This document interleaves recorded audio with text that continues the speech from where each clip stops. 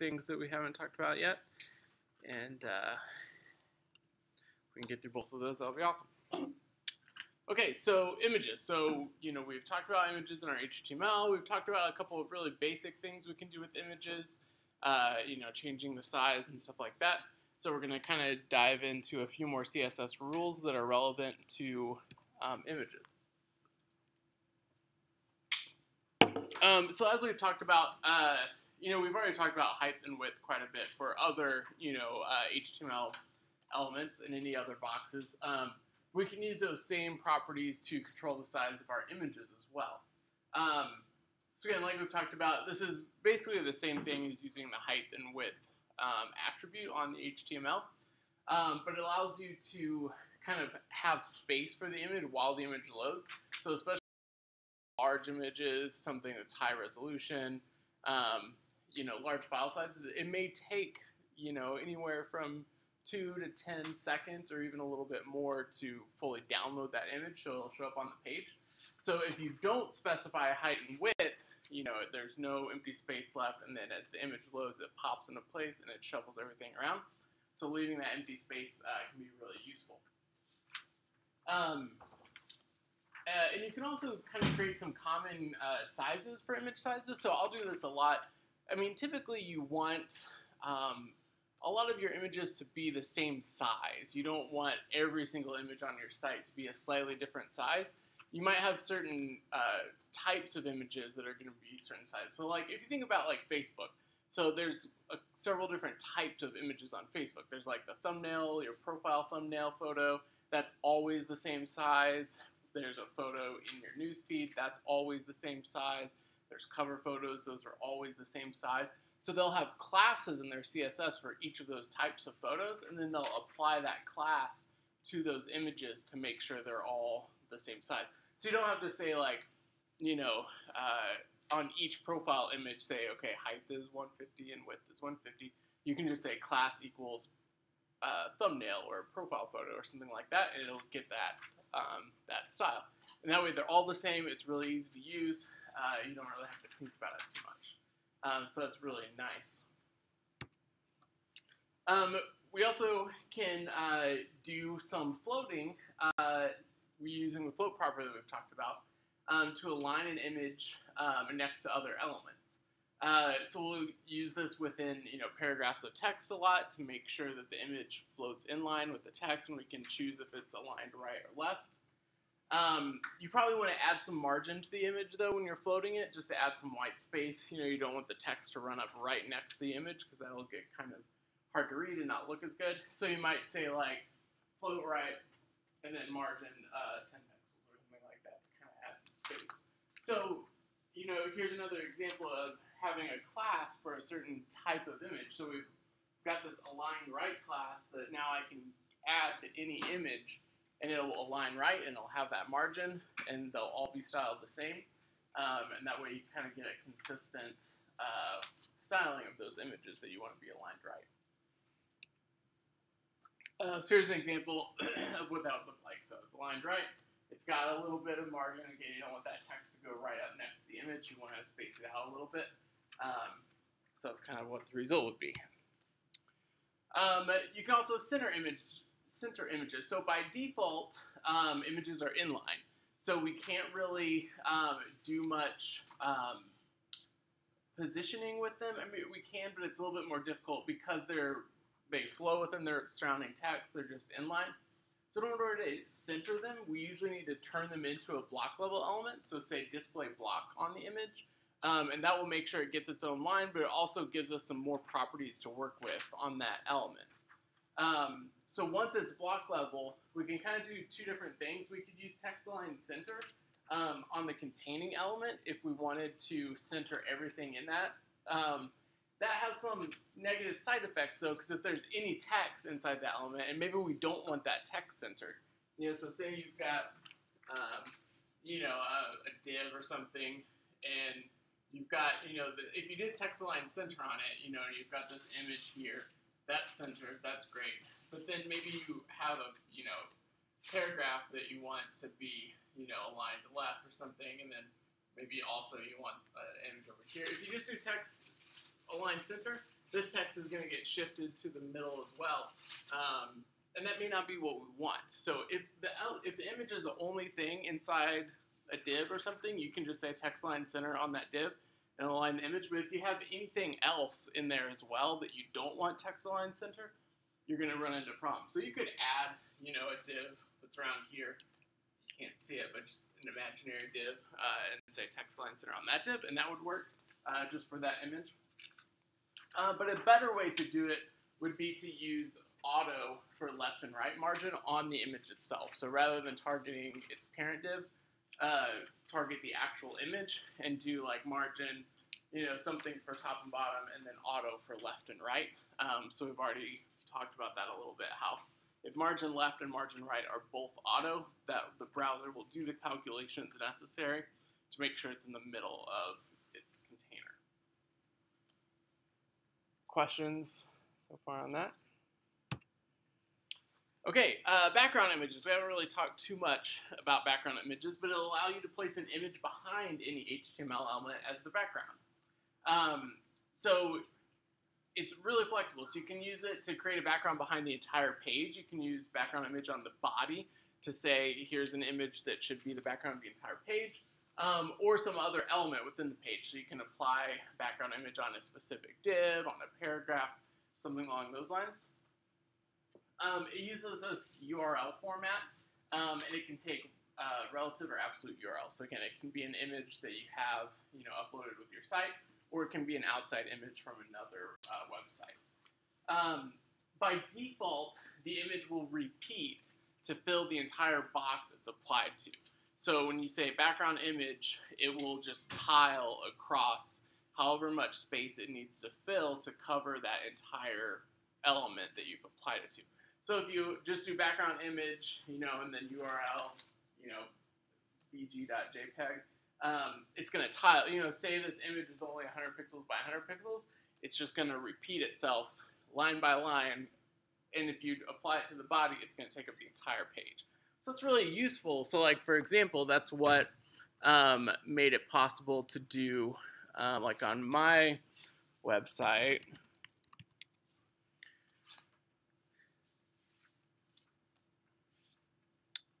I use background image, and it's this, it's an image that's designed to tile. So sometimes you'll use images that are designed to be applied with a tile.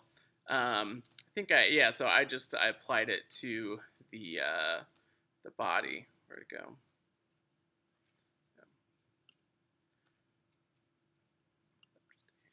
So yeah, this right here, background. I had this repeat on here, but it's actually redundant. Without that repeat, it still repeats. So there's background, and this image itself is only, it's 310 pixels by 310 pixels, but it's designed to tile, so the borders all kind of line up with each other when you tile it, so it creates a seamless look. So those kinds of textures and patterns are useful, nice to use. However, if you don't want it to repeat, you can use the background repeat property, which will control the repeating backgrounds. It takes 4 possible values. So repeat will repeat both horizontally and vertically, so that's the default. If you just say background image, repeat will always be repeat. You can do repeat-x to repeat the image horizontally only. So that's really nice. You can use that to create like a heading or some sort of, a background image that would repeat horizontally, or you can do repeat-y to repeat vertically only. Maybe you only wanted to repeat vertically but not horizontally. You can use repeat-y, or no repeat will only show the image once. So, showing an example. So if we take this bottom and you do background repeat, so we could do, repeat, obviously being the default is just the same that it is now. We could also do repeat X, so now it only repeats horizontally. You'll notice it stops and it doesn't repeat vertically. We can also do repeat Y, and now it repeats vertically but not horizontally. So again, you can see how that would be useful for certain types of designs. Kind of looks cool. I mean, not in this case because the rest of the site isn't designed to have a white background. But it can be useful. Or we can do no repeat, and then it just shows the image once. So there are definitely times where you'll want to use that as well, where you don't want it to repeat across the whole page.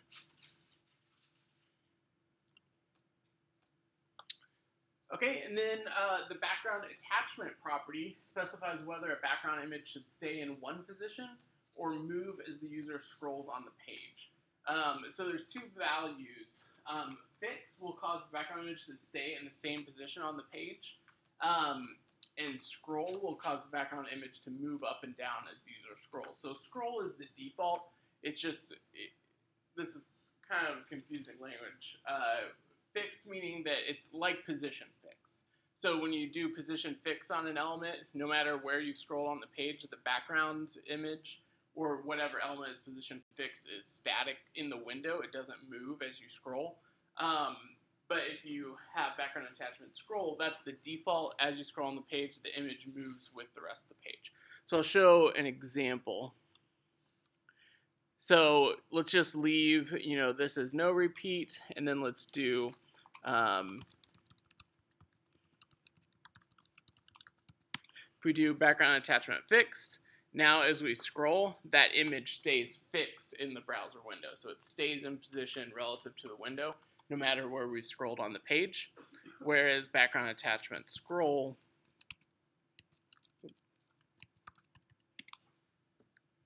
it scrolls with the page. So as you scroll, it stays in the same place relative to the page. It's kind of the confusing property. I wish that it was named differently, because scroll doesn't really describe what it's actually doing. But so that can be really useful. So like say, we wanted background repeat to be repeat X, and then background attachment is fixed.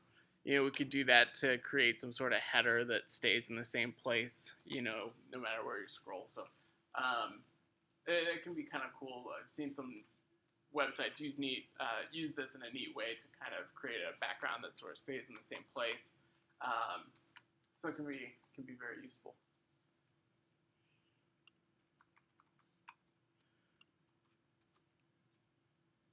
Okay, questions about those so far? All right. So background position can be used when an image is not being repeated to specify where in the containing element the background should be placed. So you noticed, on my website for the example, just the default, if it's not repeated, it's just in the top left corner, right? So it's just there in the top left. But we can use background position to kind of move it around. So it takes a pair of values. The first value is the horizontal position, and then the second is the vertical position. And they can be expressed in a couple different formats. So first is with just like top, bottom, left, right, center keywords. So again, the first one is the horizontal, and the second is the vertical. So we could say center horizontally and top vertically. So it would be centered on the page horizontally, but it would be attached to the top of the page vertically. So again, we could do left, right. So it would be, left horizontally. All right, that would make sense. We could do like left, bottom. So it would be left horizontally and on the bottom of the page rather than on the top. We can also do a pixel offset from the top left corner. So we could say, 20 pixels, which would go 20 pixels horizontally offset, and then 100 pixels, which would go 100 pixels vertically offset. And you can also do a percentage. So we could say this is a good way to make it centered, or position it using percentages. So 50%, 50%. So push it down halfway and push it over halfway.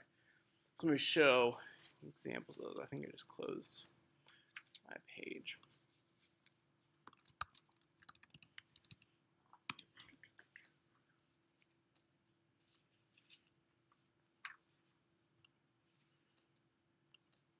So if we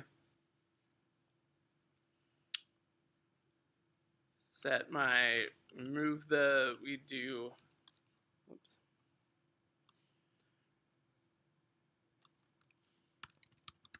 background repeat to no repeat. So it's right there on the top left. Now we can do background attachment and say we want it to be centered.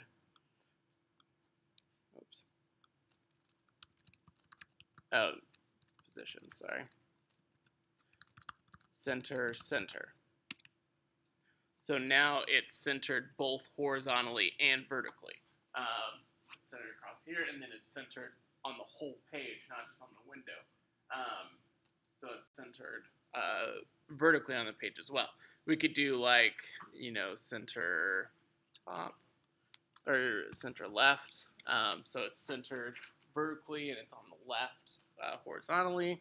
Or we could do like bottom right. And now it's going to be all the way at the bottom of the page and over here on the right.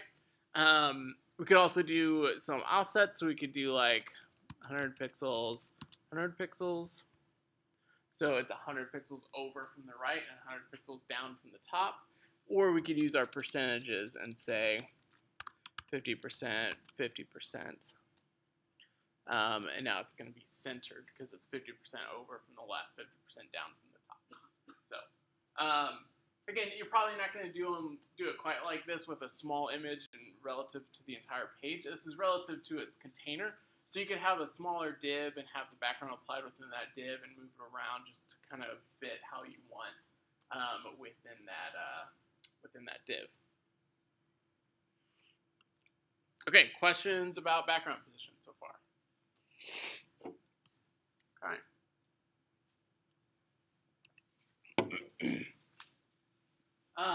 So as with a lot of the other CSS properties we've learned so far, they kind of take a lot of different properties but related to the same thing, like border. We have a shorthand property that we can use, and we can set all of these properties all at once, which is handy. So we could set background color, which is actually a really good idea, because for instance, in the example of my website, say for some reason that image that I had wasn't able to load. So, you know, maybe the file got deleted, or if I was loading it from an external page. I've actually run into this a number of times on real websites where we'll load an external image as the background, not really thinking about it, like, oh, it's from Google or whatever, it should be fine.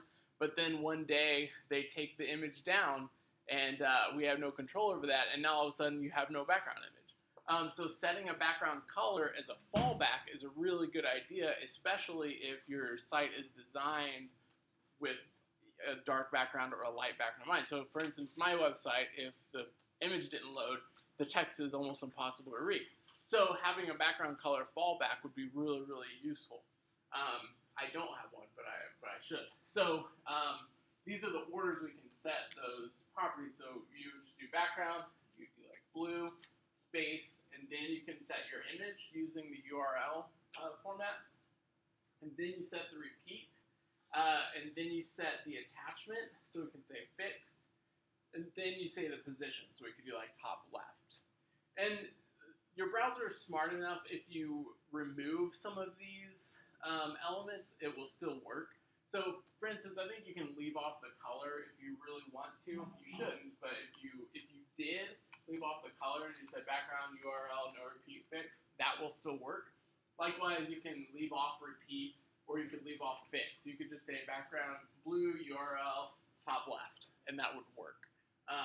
It's smart enough. It knows what the values are supposed to be, so it can tell if you've left some off. So you don't have to include all of those properties if you don't need to set some of them.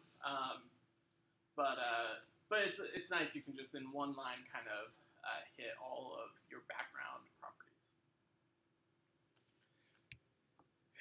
Okay, a couple of more examples. These are just, for you to reference. These are some other examples from the HTML CSS book that show some of the different positionings that you can use. So if you, like I did, do right-click and inspect or something like that to kind of look at the CSS that they've used, that can be useful. One example thing I like to use as well as placeholder images. So these are actually out of date. I think placeholder.it, I think it redirects, but it's like placeholder.com now. Yeah.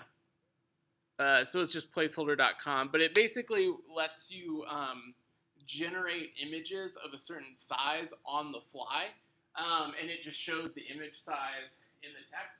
So you do like this, you'll do like via.placeholder.com / and then the dimensions that you want, so 350 by 150, and it will, that URL will return an image of that size. So that's really, really useful. So say, we'll just copy this and go back to my website, and say we wanted to replace, oops,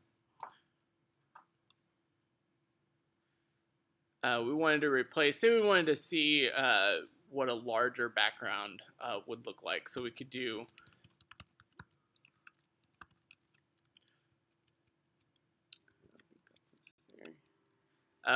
that, and that replaces it with that image.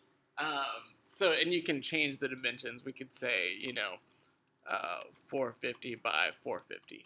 And now each of those images are 450 pixels by 450 pixels.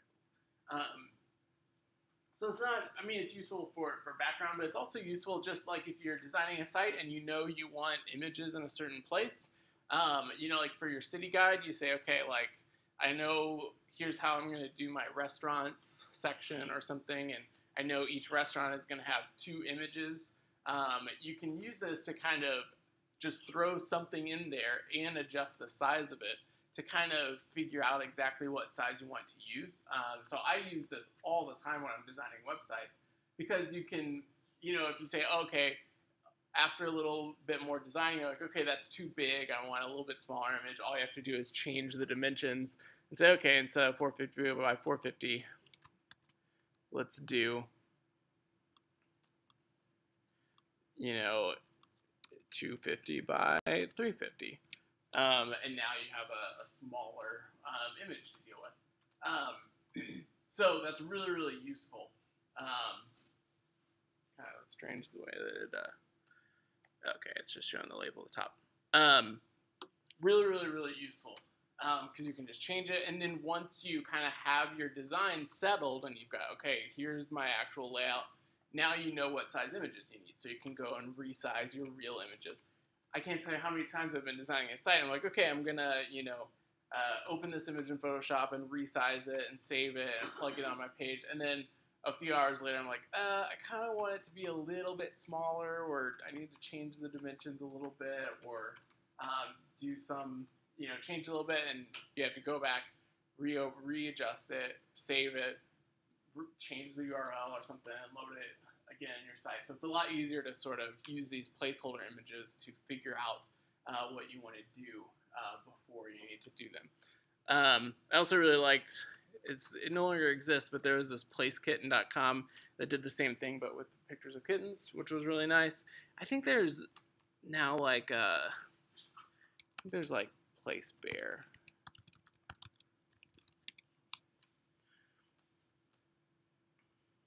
I'm sure there's other sort of clones of it. Yeah, placebear.com. So instead of just a gray rectangle that shows the dimensions, it'll be like an image of a bear. So at least it is a little bit more interesting. They have a little bit different format. So you do like placebear.com / 200 by 300.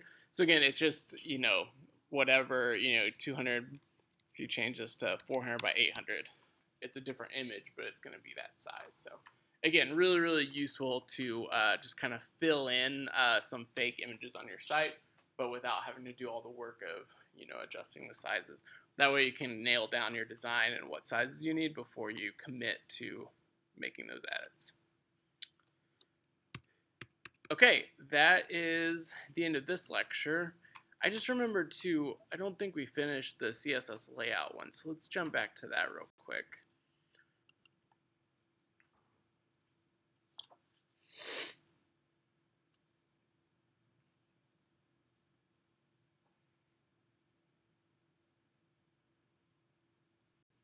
Once it loads.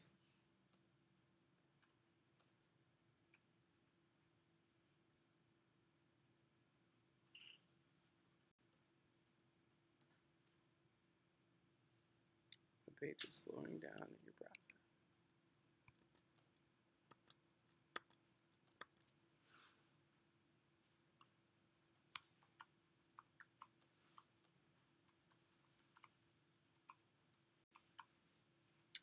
So if you remember on last Thursday, while we're waiting for this to load, we talked about all the different positioning types we can use, right? So, we talked about position relative, position absolute. During the lab on Tuesday, you kind of got some practice using those positionings, setting the offsets. Hopefully that kind of helped connect, how you use that on your actual website. Hopefully it was kind of helpful to get that sort of real world example. So the rest of this lecture kind of goes over a couple more details. So we'll jump back in here on floats because there's a couple of details we need to talk about there. So we'll talk about floats briefly, and then we'll kind of talk about how to use positioning to kind of create your layouts. Because I think you're supposed to, with the current assignment, the last, I think, objective is to do a column layout. So we'll talk about that here in just a second. So kind of jumping back to floats real quick. So again, you can do like float none, which doesn't allow,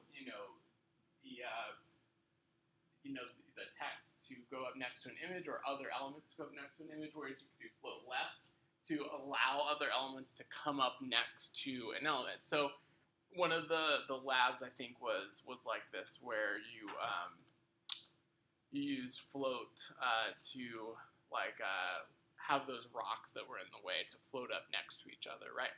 So it's similar to doing like display inline, but you can specify if it should float left or float right, and it'll push it all the way to the left or all the way to the right.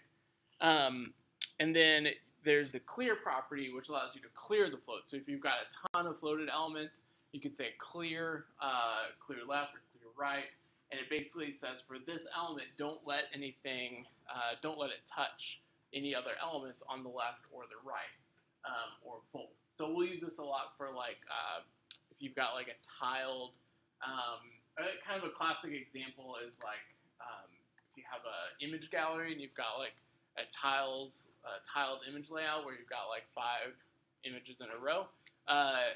On your 6th image, you might do clear both, which would, all the images say float left, so they all will float to the left and float up next to each other, but then after 5 images, you want it to break to a new line, so you could do clear both on that one that you want to break. One caveat to talk about, there's a browser quirk where if you have a containing element that only contains floated elements, it will be treated as if it's 0 pixels tall. It's kind of a strange, I've researched it and I'm not entirely sure why the browsers do this, but it's just kind of a browser quirk that everyone recognizes and no one's been able to fix for some reason. It's really easily fixed. You just add 2 CSS properties to your container element that has the floated elements inside them. So you say overflow auto, and usually that does it. Sometimes you also have to add width 100% on that element as well to give it a full width. So just to kind of give you an example.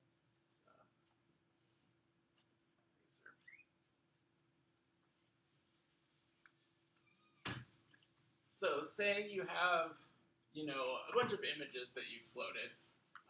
You floated them left. So, you've got a bunch of images like this. Say there's a div that, so your HTML would be like, div, image, so on and so forth, and then your closing div. If all of these images, if all of these elements that are floated, or all the elements inside the div are floated, the div itself will be treated as if it has 0 height. So like, if your div starts here, it has 0 height. So the div is here rather than, taking up the height that it should have. Trying to think, do I have a link? Yeah. So here's an example,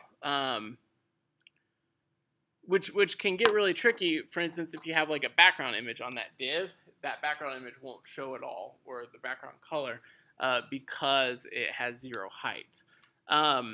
So here's an example. So we've got this div with class container 1. This is the first one up at the top. And it's got these paragraphs in it.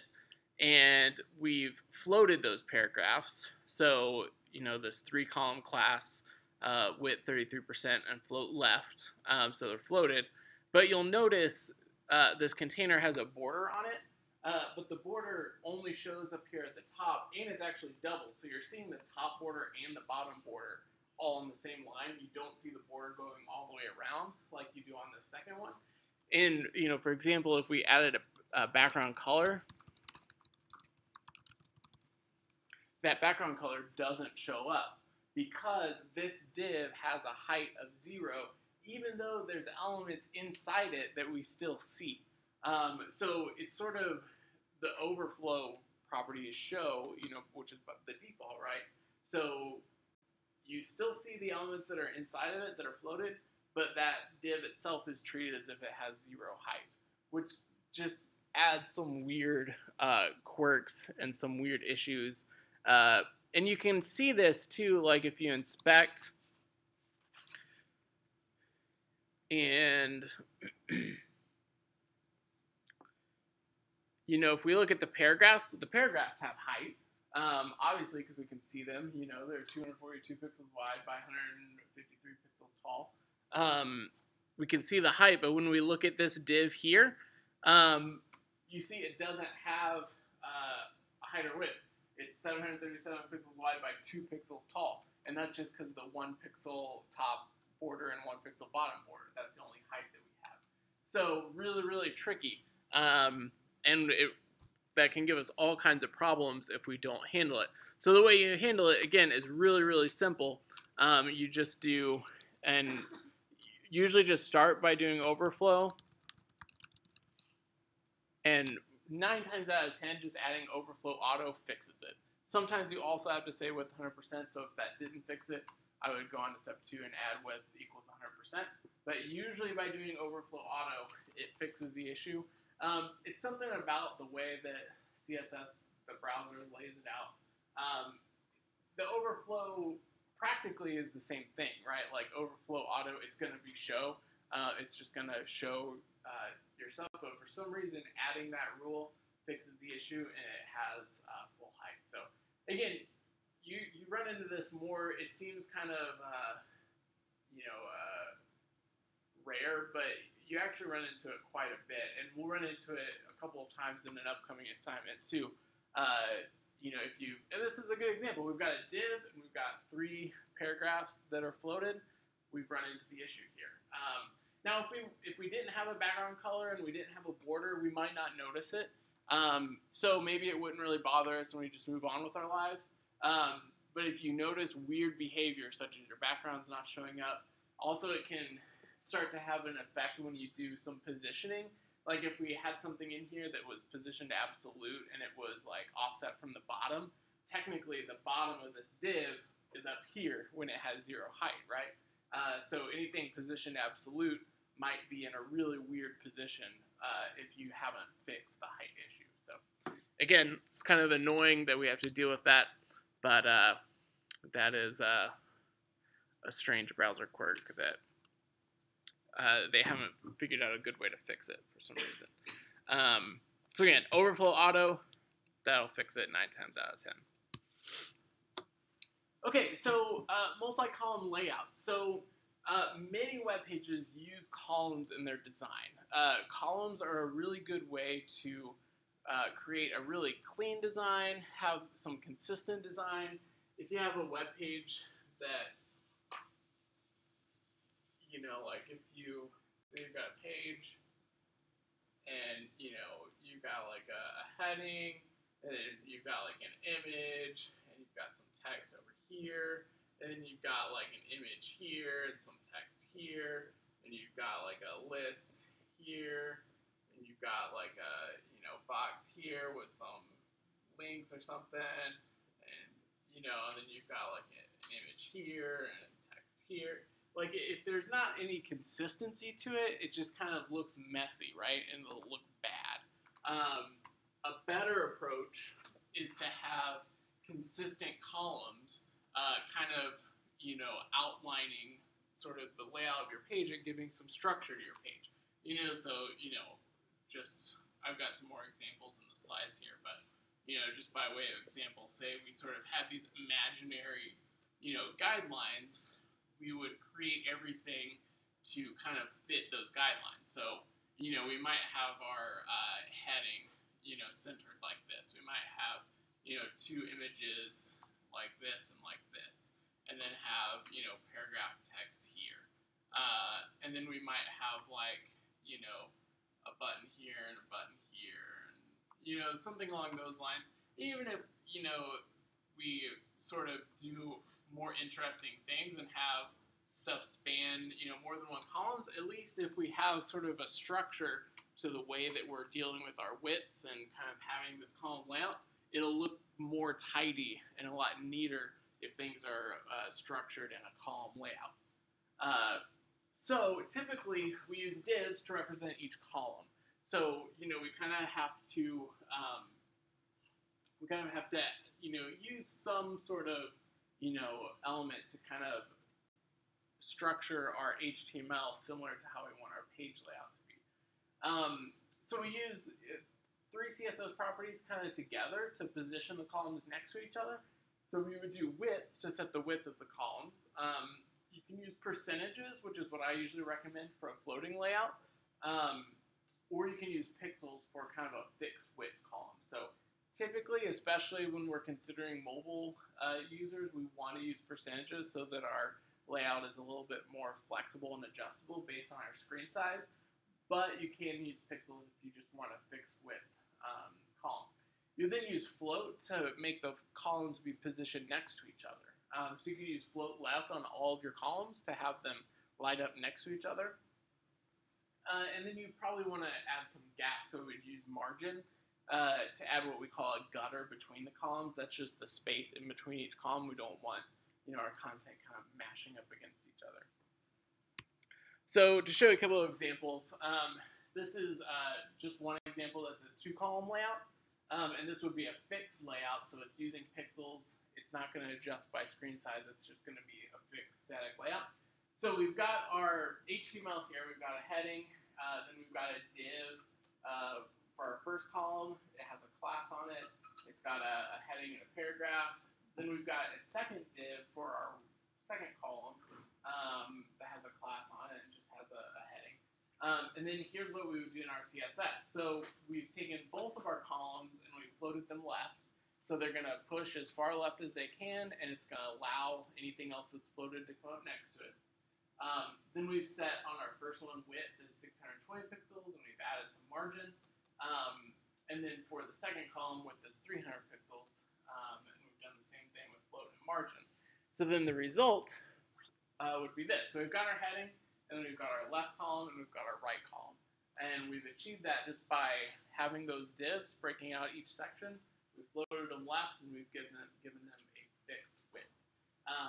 So that kind of lets us do this column layout, and we can have additional content then inside those divs, and whatever content we put in there is automatically going to be positioned in the column that we want it to. Here's an example of a three-column layout with a little more of a flexible, way. So we've got our similar structure. We've got our heading, then we've got a div for each column. So our first one here has some stuff in it. Our second one here has a heading, and our third one. And then we've targeted each of those same classes. So each of our columns are all going to be the same this time. So we've targeted each of them. We've said float left. Width is 33%, so 1/3 of the width of our page. We've added some margin. So then the result of that is this three-column layout. So each column is the same. They each have the same width. They're floated up next to each other. Allows us to kind of do a three-column layout. And then any content we put in that div will show up in the correct column. So just a little bit about page sizes. So because the screen sizes vary so much, kind of a rule of thumb, it's starting to change a little bit now because this is kind of dating back to like CRT monitors and stuff, and before widescreen was as big of a Now every screen is a widescreen, so this is a little bit out of date. But typically we want to keep our pages around 1,000 pixels in width total if we're dealing with just a static width. We usually want 20 pixels of margin on each side of that 1,000 pixels, meaning we have about 960 pixels of width for our content. So usually the way we would do that is set that on the body. So we would do body width equals 1,000 pixels, margin left 20 pixels, margin right 20 pixels. Or sorry, you would do 960 pixels on the width of the body. But you know, we don't really have to worry about this. I'll talk about why in a second. But the top 600 pixels or so of your website is pretty important. It's what we call above the fold, which kind of comes from newspaper terminology. So like a newspaper gets folded in half and put in a newspaper stand. Whatever is on above the fold, meaning it's on the top half of the newspaper, is the stuff that you see in the newspaper stand, which is pretty important, right? Like you kind of want the headline and the date and like something attention grabbing to be above the fold on your newspaper so that you can, your users can see what it is really quickly. So it's kind of what your users immediately see upon visiting your site. And we'll talk about this more when we talk about some more design principles, but the first impressions of your website are really important. So you need to let them know what your website's about at the very top of your page. So typically the top 600 pixels or so are what we consider above the fold and kind of where our main attention-grabbing content should go. At least like your title and your main heading and an image of some sort should go above the fold. So some different layouts, and this is kind of going back to the pixel width. So fixed width layouts are using pixel values. They don't change size as the user increases or decreases the size of the browser window. Everything is static and specified in pixels. This is the most accurate for controlling the size and position of elements, but your website's not going to look as good on different size screens. So like if you have a fixed width layout and you view it on a phone, it's not going to adjust the sizes of things to fit. It's just going to be 600 pixels wide. Your phone usually will shrink it to fit, or sometimes they actually have to enlarge it if your pixel density on your phone is higher than what will fit there. But it's a fixed width. It doesn't matter how wide your browser is. The website will only be that wide. We really don't recommend doing this anymore. Here's an example too. It's just not really good practice now that mobile is accounting for over half of most traffic. It's just not really good design. And the screens on the labs are very wide. Most of your laptops are widescreen now. It just doesn't really make sense to use a fixed layout. But here's what it looks like. So on a smaller screen, you notice once our, in this case, once our screen gets small enough, it just cuts it off because your browser is not going to shrink it for you. Usually mobile will shrink it, just the mobile browsers work a little bit differently. But you notice if we have our, width larger, it doesn't change the size at all. The size is fixed in pixels. It's like if we inspect it, here on the body, they have width of 960 pixels. So that's the width of the page. It's just set.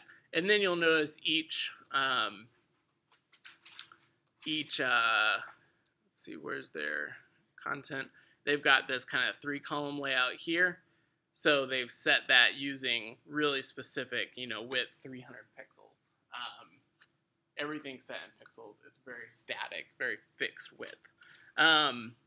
So again, it's the best way to achieve a really precise layout. There are a few websites where it makes sense to do this if you really care about how it looks.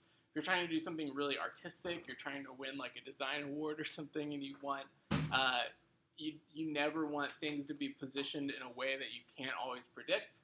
A fixed width layout is okay for that. And there are some websites where it works.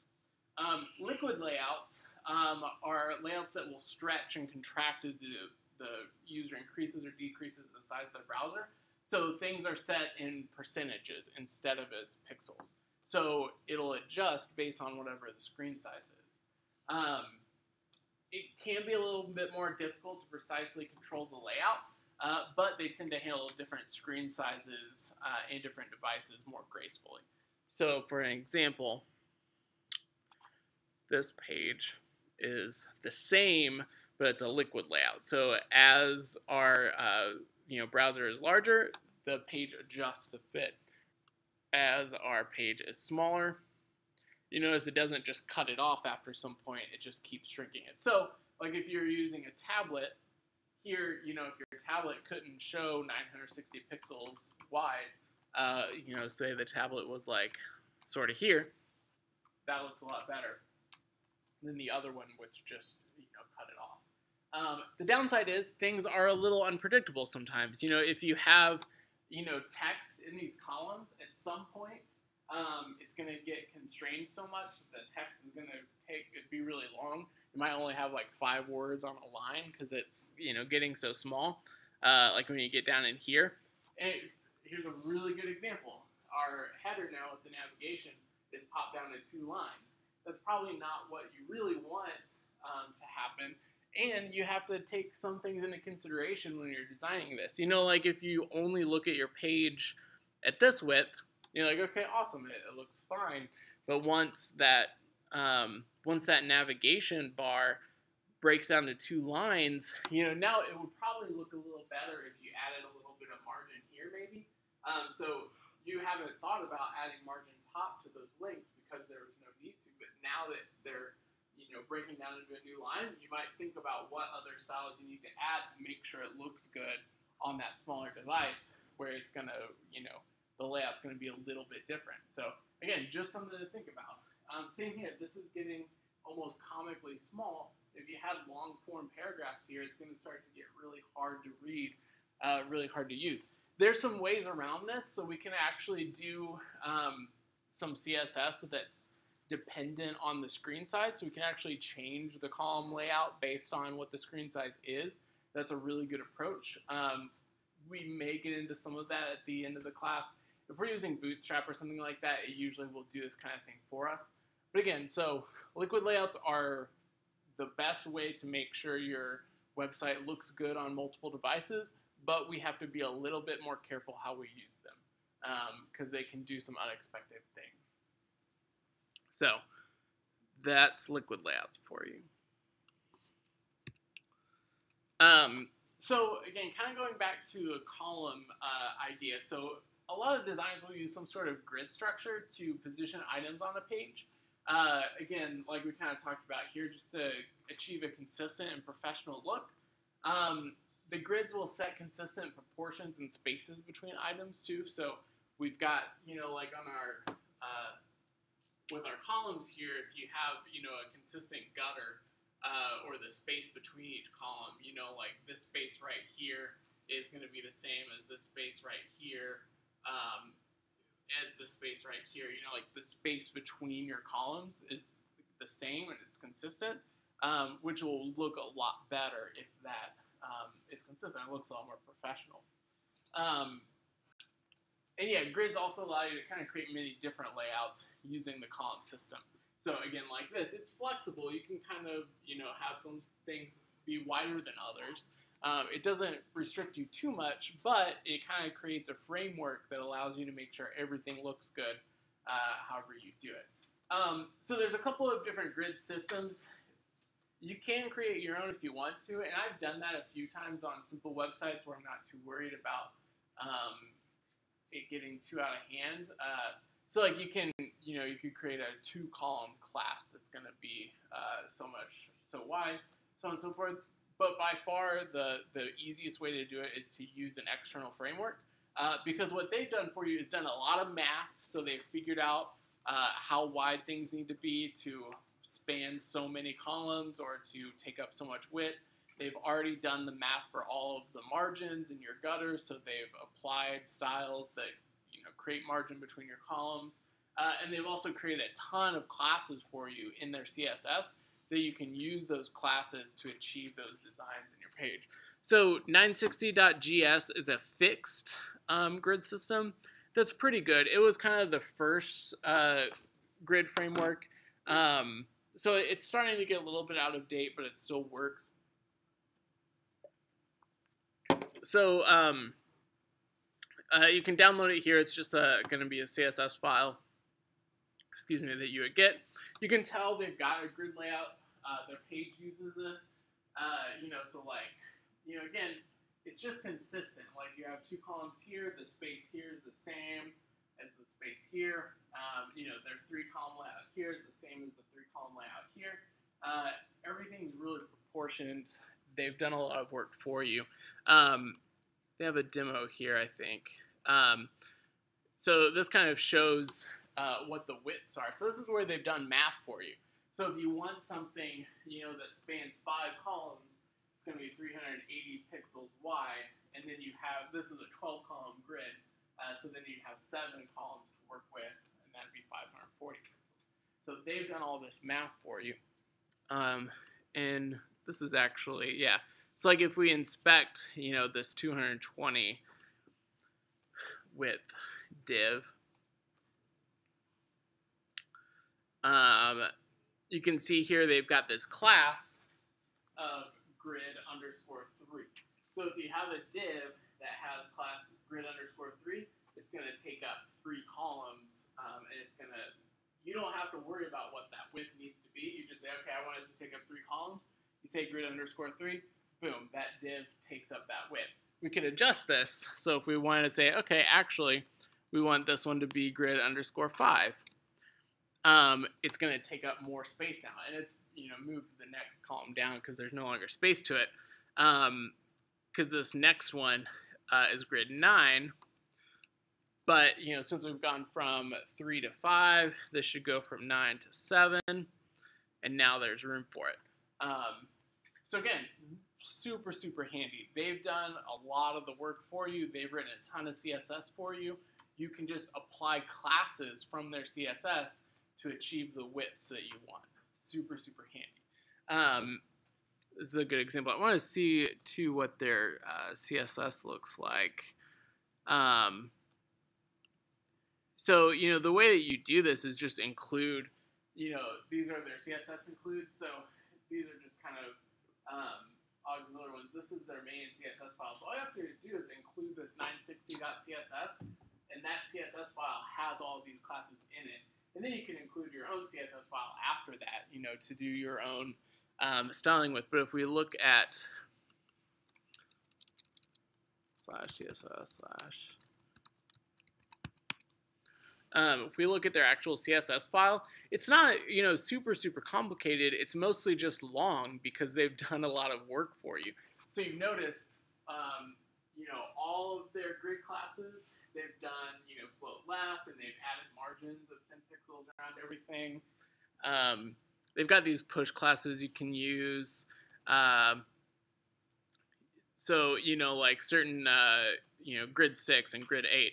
Width is 460 pixels. That's like inside of they have you can do a 12-column container or a 16-column container. Anyway, but so then they've just got, a ton of CSS classes here that set the widths on all of the different classes you have available to you. So it's really, really nice. Again, you could do this yourself if you really wanted to, but it gets kind of complicated. Using their framework, it's going to be consistent. You have their documentation that kind of helps explain how things work. Super, super useful. There's a new, or relatively new, it's the same people. They made, so 960.js is a static one, right? So like, if we, well, I already closed it, but they're, here we go. It's the same width, it's fixed because everything's pixel based. So, on a smaller screen, it's going to cut it off. It's not liquid. It's not going to adjust based on your screen size. We don't necessarily want that all the time. So, unsemantic.com is a very similar grid system. They call it the successor to 960.js, but it uses a flexible, liquid layout. So really, really similar. Their example usage, grid-25 for this is pixels rather than like a column span. So 25% width for grid-25 or 50 for 50%, so on and so forth. So it's flexible. So like, for instance, you you can see, and they've got some more responsive features, but it's liquid. So as your page size is different, the size of it will be different. So like, here's a demo. Really going to look very similar. So again, this is a percentage-based one instead of a specific pixel one. So here's what it looks like to have 33%. Once if we inspect these to see their classes,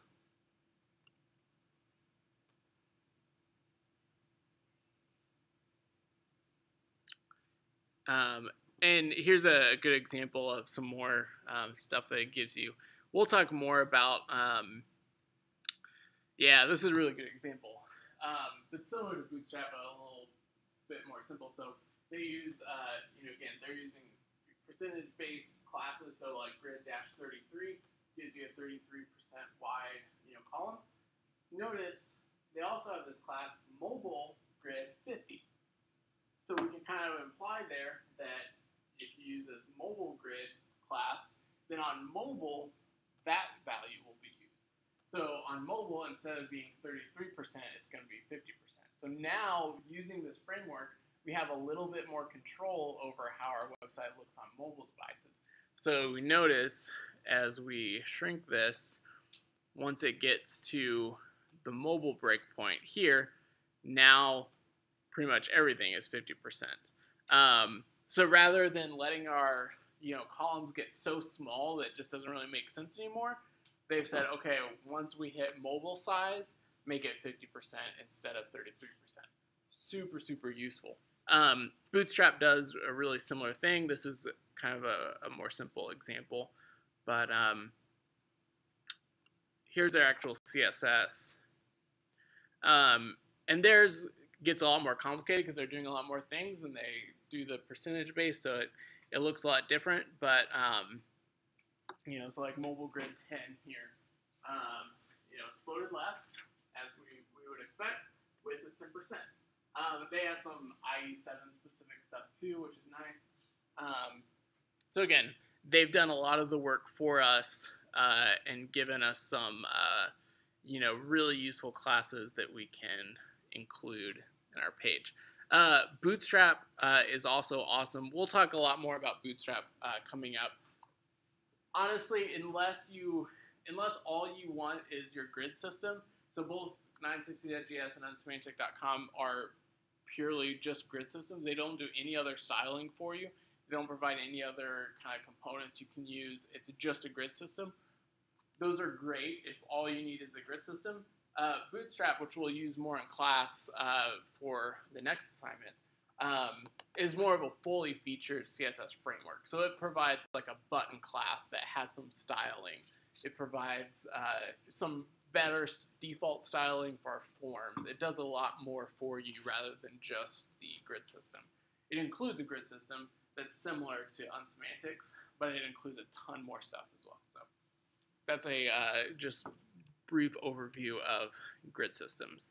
So again, here's an example. This actually isn't a great example because it really only has this 3-column layout here. But you can kind of see how they've designed this to sort of fit their grid system. And honestly, I actually don't like this design very much at all.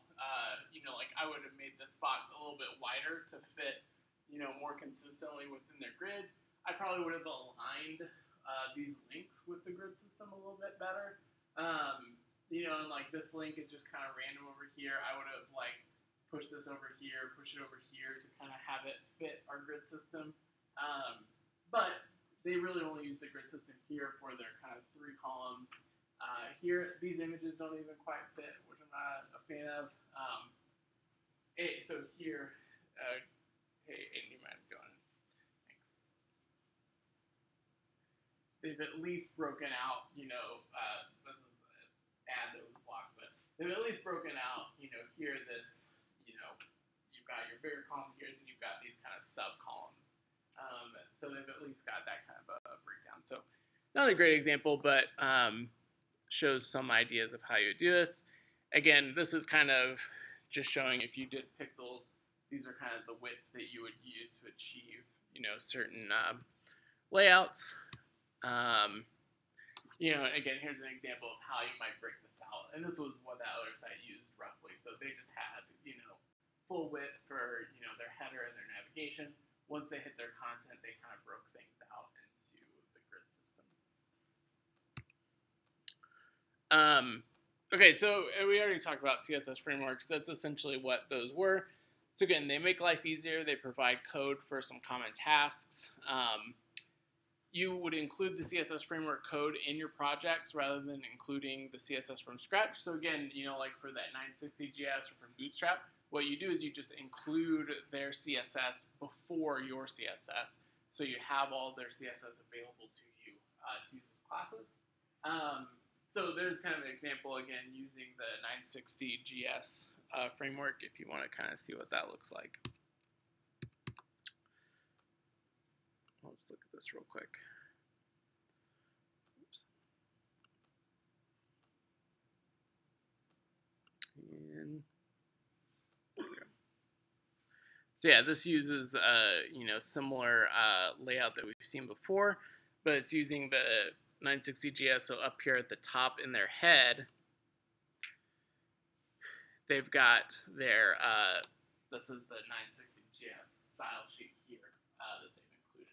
And then they just use a style tag for their own styles. There's not too much custom styling going on here. But so yeah, that's essentially all you have to do is include the file. Usually you want to download the framework files and include them along with your files. You can load them externally. Most frameworks will provide a public URL that you can just include that URL in your link tag. But if anything ever changed or if they got hacked, we've run into this just from a security perspective. Like if Bootstrap's website were to get hacked and someone was able to modify the files that Bootstrap makes publicly available, and you're just including it from their website, you're trusting that it's always going to be correct. So usually you want to download your own copy, verify that there's no issues with it, and then include your own copy in your thing, like they've done here. CSS slash that's relative, so it's within their files. Okay, so that wraps up the layout stuff. We'll talk about some HTML5 stuff next week, and move on to design principles stuff too. So we'll kind of take a break from learning the nitty-gritty CSS stuff, and we'll kind of look at some more high-level principles for how we create a good web design. So far in class, we haven't been super concerned about how good your websites look. We're just focused on learning the rules, learning the tool sets, learning the tools we have available to us. But we'll start talking now about what kind of principles we can use to make a good web design, make sure it looks good. Okay, I'll stick around a little bit if you have any questions. The assignment is pretty big. It's posted on Blackboard now. So we're still using the same HTML, the same city guide website that we've been working on, but we're adding a bunch more styles from the stuff we've learned, including some sort of a column layout. So again, it doesn't have to be your entire site. It could be one section that you add a column layout to, but use that float and your width to kind of create a column based layout. And then it's due just next Friday. So there's quite a bit involved in it, so I'm giving you a little extra time. And then it's due right before spring break, so you won't have anything from me, at least, to work on over spring break. You are welcome for that. Okay, I'll stick around if you have any questions or need help with anything. And other than that, I'll see you guys next week.